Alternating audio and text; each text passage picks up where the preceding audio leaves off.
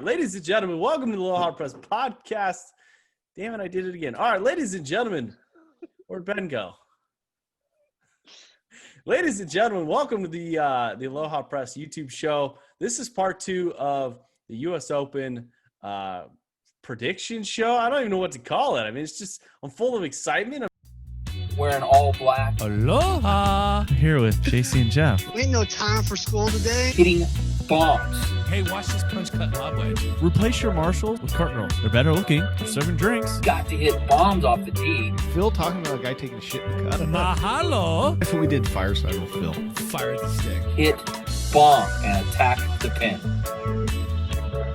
I'm here with my two buddies, Ben and Jeff. What's going on, guys? We're just happy to be here. The Wingfoot pregame show, baby. Let's go. Let's go. All right, let's jump into it.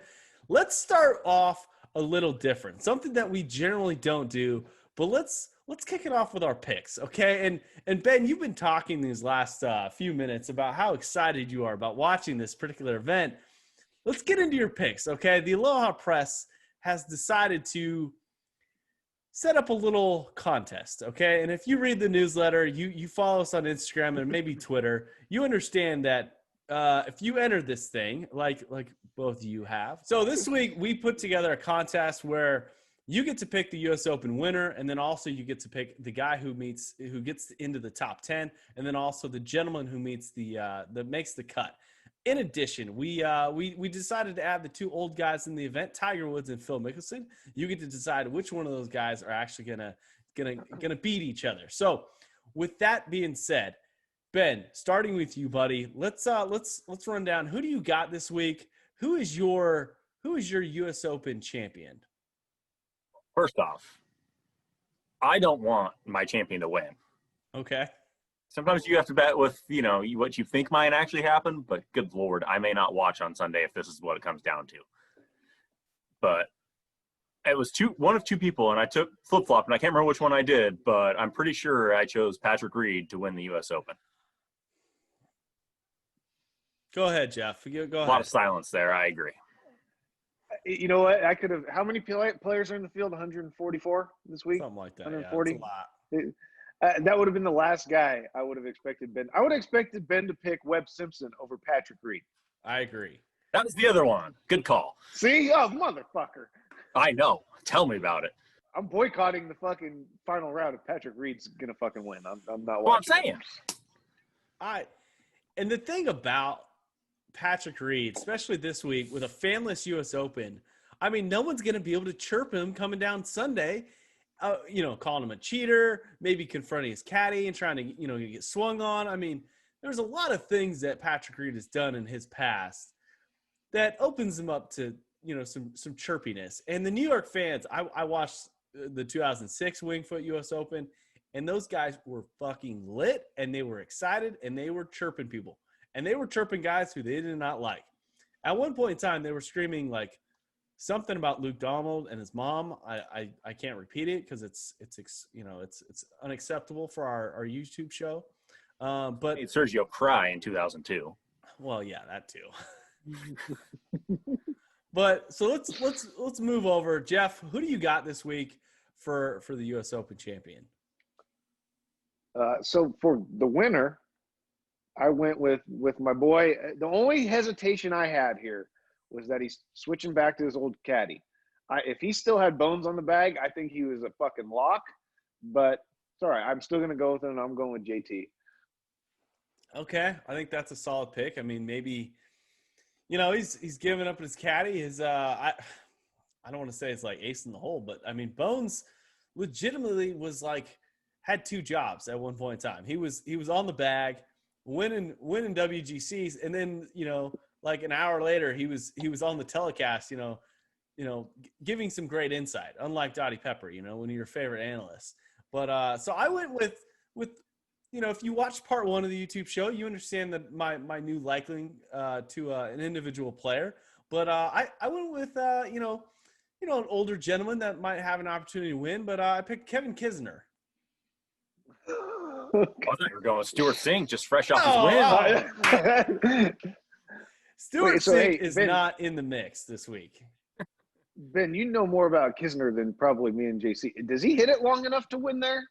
I don't think you need to hit it long. Look, Colin No? Montgomery he needed to hit a 7-iron in the middle of a green in 05 to win, or 06 or whenever the fuck they last played there. And the guy that made a career out of hitting the ball in the middle of the green laid the sod over one and hit it 40 yards short. But you don't need to hit it long at that golf course. It doesn't play like that. Fuck, it just seems like it's long as fuck for a par 70. I think it stretches out this week. It's going to be 7,500 yards, par 70. The rough is 6 inches deep. It's going to be a tough test. I don't know how wide the fairways are. They don't look like very wide at all. It looks a bit like I don't know, like Shinnecock maybe. Kind of like Pebble, kind of like Torrey. But the green complexes look absolutely treacherous. And I feel like the guys are going to be able to, if you just put it in the fairway, you've got an opportunity. And I don't think guys like Bryson, who are just going to bomb it down there, is going to have any chance at all. I thought that you have to – the reason why I chose the guys that I did, I thought that you have to hit a good amount of fairways. But when you do miss, I think that you're going to have to wedge it out, and I think you're going to have to get up and down from 100 to 125 yards a lot. And so, I wanted guys that could drive it well and somebody that could also knock it pretty cold from 120. We had an opportunity to pick the winners, but we also had, we tend to do this. We always pick the winners, and it seems like it's a long stretch. And by the time Saturday hits, your particular guy has pretty much shit down his leg. He's quickly trying to find his ball in the rough, and he is sulking in a corner, crying about the 12-inch blades of grass that he's trying to swipe at. So Ben, let's break it down. Who do you got next in the mix that's going to make the top 10, and who is also going to make the cut this week? I already kind of threw it out there, obviously, with Webb, right, taking the top 10, which, again, wants to make me go in the back and throw up a little bit. But I've also, the nostalgic pick this week, saw an old guy win out in Napa at, I believe in show number 1, you called the Smoky Open. So I went with Jim Furyk as our let's make the cut kind of guy. Channel that old school Jim Furyk style. That's a great pick. I like Webb Simpson making the top 10. He's playing really well. I think he's definitely straight enough off the tee to get it done, and then his anchor style putting is just ready for that for those greens and that speed that the U.S. Open's going to bring. Jim Furyk, man, he shit down his leg the last time he played this golf course, and it's not like he's gotten any younger. But maybe some of the good reps on the Champions Tour might help him out this week. I like that. So Jeff, who do you got going into making the top 10 and making the cut this week? Well, first off, I forgot. I wanted to give a shout out to your boy Oliver at Off the Deck, because that guy is doing a hell of a job supporting us, and I'm sure he put some picks in. He did. And dude, his story has always got the Aloha precedent, so I was going to give him a shout out. But I like Ben's picks. I think Ben should get double points if Jim Furyk actually makes the cut, because that's a bold one going with the old guy. Making the cut for top 10, making the cut. Yeah, he's making the cut. I think. You think so? All right, me and Ben got a bottle on that. All right. I like it. Put it down. All right. For top 10, I went with my boy John Rahm. And then making the cut, I went with DJ. I don't think DJ's going to win, but I think he'll still play well enough to make the cut. I agree. Those are two very solid picks. I mean, you're definitely, if you're putting any money down in Vegas, you're not going to be making a lot. You might owe Vegas if they even if they do win. I mean, those guys are playing absolutely out of their mind. I went with a little different avenue. I went with meeting the top 10, a guy that's been there quite often. Someone that we like to chirp at and make fun of routinely. I think Tony Finau is going to make the top 10. I think he's going to get a solid second place if I had to put any money on it. And then I think Gary Woodland's going to round out and make the cut this week. He hasn't played great, but I think he's gonna have enough experience, especially at the U.S. Open, to make the cut and kind of have a little run at it. So those are our picks. Another avenue of the not avenue, but another option that we gave on the quiz or whatever you want to call it, the questionnaire. And I'll start with you, Jeff. But who's gonna beat each other? And if you and I were battling on the golf course, we would put a bottle on it. And again, a bottle like Jim Beam, one of my favorites. Maybe you, Gentleman Jack, another classic. But Tiger Woods, Phil Mickelson, who do you got this week? Well, speaking of Gentleman Jack and Jim Beam and stuff, I just went to Ben Smithers' hometown market yesterday out there in Plymouth, the old Pokerville market, and I stocked up because I'm coming off of 10 straight work days, 11 work days. So you better believe that this U.S. Open weekend I'm prepared for. But when it comes to Tiger or Phil, this was the easiest pick of all. There is no fucking way Phil Mickelson makes the cut. There is no way Phil might shoot in the fucking 80s both days and miss the cut.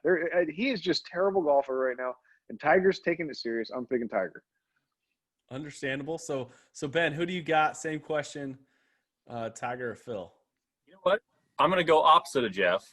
And main reason for I might have been I was going that direction to start with, but you know what? You convinced me while you were talking when you said the guy that there's no way he makes the cut. Although there's one guy that has made a cut there and does have a top 5 finish on that golf course, and that is Phil Mickelson. The other guy that has missed the cut there, Tiger Woods. Y'all. I agree, Ben. That's some good knowledge, Jeff. I understand your take. I mean, Tiger Woods is definitely taking a few weeks off, not by choice, but while Phil is exercising and drinking coffee and doing what Phil does, Tiger's been resting and getting ready for the Open. The thing that I wish I would have put on the questionnaire is if we could go back in time, I would put on there who do you think would actually make the cut this week? Fat Phil or Skinny Phil? I would take Fat Phil every day. Like, I've decided that Fat Phil at 36 years old, that guy was a stud. I mean, I know he choked down the stretch there, pushed one not even out of bounds, but off a freaking spectator tent, and then topped one into a tree. But I'm gonna go ahead with I'm going with Phil Mickelson too. I think he's got the juices flowing. Ben giving me the eyes. I think he's gonna pull it off and beat Tiger this week.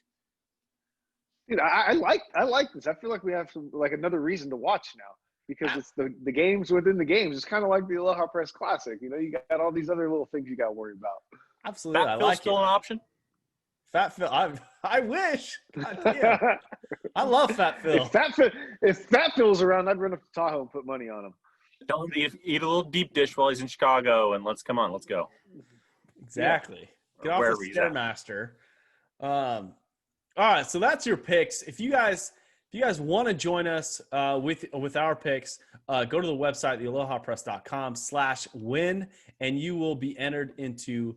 You just fill out the quiz, submit your email and your first and last name, and we will spam you with our newsletter and our merchandise, and then you'll have an opportunity to win some gear. I think on the line is some hat, sweatshirt, that kind of thing. But moving on, let's get into the actual U.S. Open. A lot of talk. A couple things that we need to touch on. The COVID apparently is rampant in New York. The couple guys who've been taken out by the positive COVID tests, Mr. 59, and then some other guy who I didn't actually know or recognize. But he was replaced by Roy Sabatini. And do you think Roy Sabatini has any opportunity of fucking contending this week at all? Ben, I'll start with you, buddy. We get that little flip hook in the rough all week long, so no. How about you, Jeff? No, and Rory Sabatini, one, he's a slow-ass golfer, so nobody wants him there. So that's going to piss people off. But he's like Charles Schwartzel. He's got those fucking terrible hats. So, I agree. And he plays a yellow golf ball. Get him out of there. I agree. The one guy that I was like pre-recording this, I was searching down the list like, where is this guy? Like, why is he not on the list? And I failed to recognize that Brooks Koepka has actually withdrawn from the event. I'm assuming citing some knee injury. That's a huge disappointment, right? Or am I just barking up the wrong tree? I mean, this guy tends to compete in the biggest events. I mean, it's kind of too bad, right? Makes it better. Go ahead, I mean, Ben. I know what Jeff's answer is because Mr. Nike down there, but I know he definitely makes it better, right? I mean, he's going to bring competition and to the big events, and he's usually going to be in the mix, right? So, I mean, it's a bummer not to have him there. Hopefully, it's short term, and hopefully, he's back by the Masters. Yeah, no, I agree. I wish he was there. And if we had our say, I'd love to have him and DJ paired together, you know, and with kind of the atmosphere that they have between them. He's always seems to be battling with somebody, whether it's Bryson or DJ. I would just like to see them get out there and play together, but we'll have to wait till next year. So a couple things about the U.S. Open. I wanted to ask you guys your opinion. It seems like the USGA always, each year in and year out, always gets a lot of shit about how they set up golf courses. It seems like they push golf courses to a point where it's almost impossible. I mean, a couple years ago, we saw Phil Mickelson running after putts and hitting them in progress. We've seen guys like Kevin Na bitching and complaining about how much the rough is actually taken in place. Last year seemed like an excellent test, especially at Pebble Beach. They definitely did not push the golf course to the extreme, and I don't think the weather helped. But the USGA had a couple extra months this year in preparation for this event. Jeff, I'm going to start with you, buddy. I mean, do you think they're going to push this golf course to a point where it's almost impossible to score? I don't think they're going to make it impossible. I think they're going to make it a lot tougher than Pebble Beach was.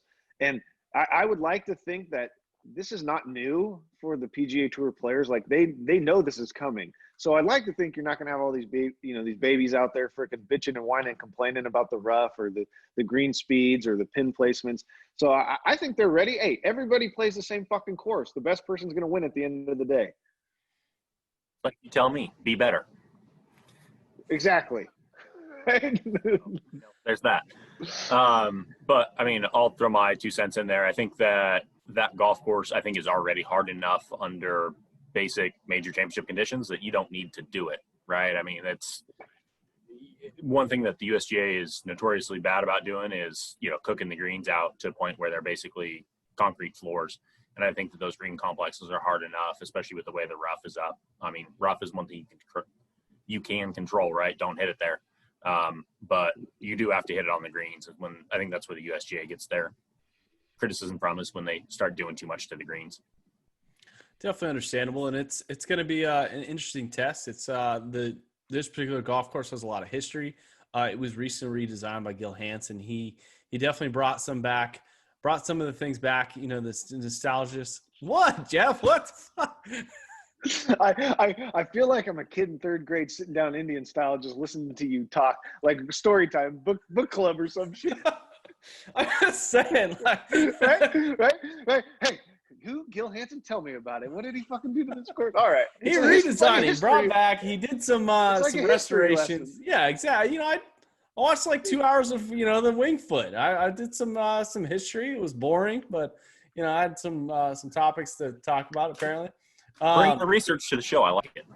Yeah, you bring some value. It's watched a little drone footage of the golf course. I even looked at golf, tickets, airline tickets up there to maybe if I could peer through the fence or not. Wife quickly shut that down. But with it being a U.S. Open, some of the members, made some suggestions that the winning score might be +8. Some of the guys might think that it was going to be anywhere from +2 to +4. With your guys' limited knowledge, I mean, Jeff, what do you think the winning score this week's going to be? Yeah, I do have limited knowledge, but I'd guess probably somewhere around +4, +5. I mean, that makes sense to me based off the past and, what they're going to try to do to these guys to make it tough. I don't know. What do you think, Ben? I think it was +5 last time. I don't know. JC was doing his research. Was it +5 or +6 last time they were there? I think it was +5. It was +5, yes. Right. I've heard that, the director of economy, the members, they're all kind of have 8 over as their target number. And I'm sure that there's a little bit of, the pride of the membership group that'll lean on it, right? They tend to have that kind of say. So we'll see. Anywhere from 4 to 8, though, which is crazy to say. I feel like it's crazy to say because in the recent history, the USGA has always tried to keep it around even par. And I mean, I think it's an exciting event when you get to see some of these guys struggle, and we have seen it a couple times, like at the BMW, and then also at the Memorial, where they actually killed the golf course. I think it's going to be exciting. I want to see these guys struggle. I want to see these guys, cry a little bit. I'm assuming, some of them are going to have a few lost balls, especially with no fans this week. The one thing that I am completely disappointed in watching week 1 of NFL football and watching the Champions Tour, half fans. I mean, could New York not just, let in a few guys? I mean, it's if you're letting them into like a fucking stadium, I mean, why can't you just have a few people out there walking around, cheering these guys on, right? Am I wrong? You know where I stand on that. I wish I want it back. I mean, it brings me – that's the whole atmosphere, right? It's so much better. You saw it on whatever that was, Thursday night's football game. I mean, South Dakota, you can't rub 7 people together to get them into the stands in the first place. But,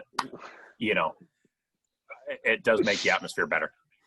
It's something that watching, the 2006 U.S. Open, I mean, there was hundreds of thousands of fans following Phil Mickelson and getting to see, that excitement and that, double bogey, ending. And it wasn't like a birdie eagle finish that brought the excitement. It was that, that relatable golf where you guys know, and I know that, double bogey coming down the stretch is definitely a possibility. If anybody's going to throw a tantrum and break a club this week, who do you think it is? Go ahead, Ben. My pick, Patrick Reed. Patrick Reed, huh?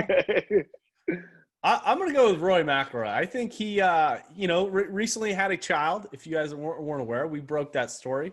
We didn't break it, but Breaking news. Yeah, breaking news. But I think Roy McIlroy is lacking some sleep. I think his newborn has been keeping him up. I think he's gonna snap it like a 4-wood. I think that's my prediction. Jeff, Ben, in closing, the U.S. Open. I mean, it should be an exciting event. It's something that definitely is going to top the Napa Classic. Do you think it's going to be as exciting down the stretch as it was a couple weeks ago when we were watching the PGA Championship? Is it going to have that type of feeling? Jeff, let's start with you, buddy. I think that this is going to be super exciting. I think because it's so tough and challenging, and there's probably only going to be, I don't know, maybe a handful of guys at the top come Sunday. I think it's going to be really exciting. And the coverage, they're going to have like 11 hours of coverage a day, so we can watch all the guys. It's like not going to be what they've been doing lately where you see 3 players, Saturday and Sunday. So I'm excited. I'm going to sit and watch most of it as much as I can. Yeah, I'll say this. As long as my picks aren't in it, yes, it'll be great. But in terms of actual excitement, I mean, look, anything's realistic, right? I mean, birdie on 18 is nearly impossible, but also double and triple are also really in play, right? I mean, I think you saw that if you've watched any of the highlights from the last time they played there. So a lot of good stuff. A lot of bad things can happen. That's what's going to be awesome. There's going to be no hospitality tents to save Phil this year. I mean, it's going to be an exciting event. I'm excited to see the golf course. I'm excited to see these guys go back in a major championship event. We haven't seen these guys in a full-fledged field in a couple weeks, and it's going to be some entertaining content. I can't wait for it. If you guys are watching this on Wednesday morning, tune in. Join us on YouTube, or not YouTube, on Instagram. Maybe Instagram Live this week. Maybe on a Friday night. Maybe we'll all 3 get together and see how our picks are doing and wrap this thing up. Maybe have some future suggestions. Jeff, you and I often bet a bottle of booze. Earlier in the show, you bet Ben a bottle of booze in regards to, I can't remember because it was a long time ago. Furyk. Yeah, if Jim Furyk was going to, make the cut or not? Oh. Yeah. He's making the cut. Oh, he probably is making the cut. That guy is going to pump it down the middle about 230 all day long. It's going to be great. He's probably going to shoot even par, which is going to be scary. Hey, I saw you post on Instagram that you said you still thought you had a chance. So if somebody needs to be able to hit one down there, 230, 240, come on now. I mean, I think everyone's got inspiration, baby. Yes, I agree. I mean, let's get the old guys out there. I mean, that's who I want to watch for the next 5 years covering this. No more Harry Higgs or no more Colin Morikawas. Let's stick with the old guys. I mean, but with that being said, gentlemen, really appreciate it. In closing, Jeff, I want to propose a bet to you. Okay, and I don't really know who to pick, but let's go with someone that is constantly entertaining for both of us. I'm going to go with the whiny player of the year, Bryson DeChambeau. Okay, and I'm going to give you both of you the odds. Ben, do you want in on this bottle of booze bet? I don't know what the bet is. We're choosing like who's closest to the score. All right, I'm going to go Bryson DeChambeau, top 25. Okay, that's the opportunity. Okay, and I will pick either way. Okay, I'm not a fan of Bryson. I don't think he'll do well this week. But Jeff, Bryson DeChambeau, is he making the top 25? So you don't get to pick, right? We get to pick, and you're paying either way. Yes. I don't think there's any way that guy's in the top 25 this week. I'll go with Can I go with a different bet? Because you already got that guy. Sure. Let's go with it. Let's mix it up. Okay, let's go for it. Does Jordan Spieth make the cut? Ooh, I like that Absolutely one. not. He's nowhere near making the cut. I'll take it. I'll take him making the Okay. cut. All right, so we got 3 bottles on the line. I'm writing these down. Write this so I down. remember. You need to write this down because I will get mixed up and forget, like your guys' last bet. But I like that. I don't think, Jordan Spieth is absolutely playing horrible. I don't think Jordan Spieth would make the cut at a Corn Ferry Tour event right now. He didn't at the Smoky Open. Exactly. And I don't think he would make the cut at the LPGA, backboard classic. He's really playing horrible right now. Hey, one other. I know we're talking U.S. Open, but I forgot. My boy Miguel, what's his name? Angel Jimenez. Angel Jimenez, yes. The most interesting man in the world, golfer. Fucking drinks his bourbon like Ben, smokes his stogies. He fucking got the W this week. Oh, and it never fails. Each week we touch on the PGA Champions Tour. Again, we have made it a 3 in a row. I'm rather excited. You're covering it all. I love it. Yeah, from top to bottom. I mean, we're the only thing we're missing is the Euro Tour, the North Korean Open, and some other events. But let's wrap it at that, boys. Okay, really appreciate you guys jumping on. Thank you, Ben, for joining us. Major Championship Week. We will be excited to host you guys again on the Instagram Live on Friday. And if you guys enjoy the content, enjoy the show, sign up at www.thealohapress.com/win and get yourself some Aloha Press gear. So with that being said, gentlemen, we'll see you guys later. Cheers. Cheers. He's making the cut. He's making the cut. Mark it down. Furyk's making the cut right now. Wearing all black. Aloha! Here with JC and Jeff. Ain't no time for school today. Hitting bombs. Hey, watch this punch cut lob wedge. Replace your Marshalls with Cart Rolls. They're better looking. They're serving drinks. Got to hit bombs off the tee. Phil talking about a guy taking a shit in the cut. Mahalo! That's what we did fireside with Phil. Fire at the stick. Hit bomb and attack the pin.